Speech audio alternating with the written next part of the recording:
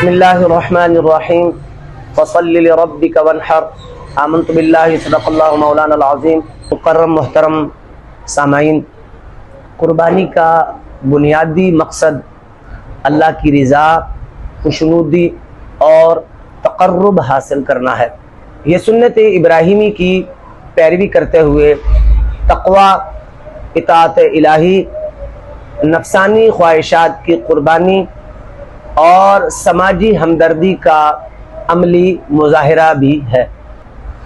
قربانی کا اصل مقصد گوشت یا خون نہیں ہے، بلکہ رب العالمین نے ارشاد فرمایا لَن يَنَالَ اللَّهُ لُحُومُهَا وَلَا دِمَاؤُهَا وَلَكِنْ يَنَالُهُ التَّقْوَىٰ مِنْكُمْ، کہ اللہ کے ہاں نہ تو تمہارا گوشت پہنچتا ہے نہ خون پہنچتا ہے، بلکہ اللہ کے ہاں تمہارا تقویٰ پہنچتا ہے۔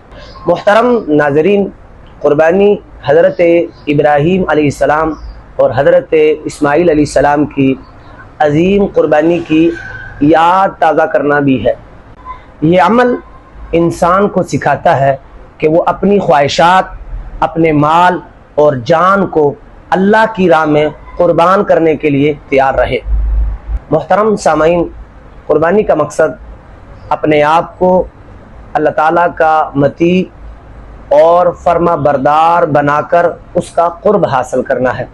اللہ کے حضور دعا ہے کہ اللہ ہمیں اخلاص کے ساتھ ہم سب مسلمانوں کو یہ فریضہ سر انجام دینے کی اللہ توفیق عطا فرمائے، آمین۔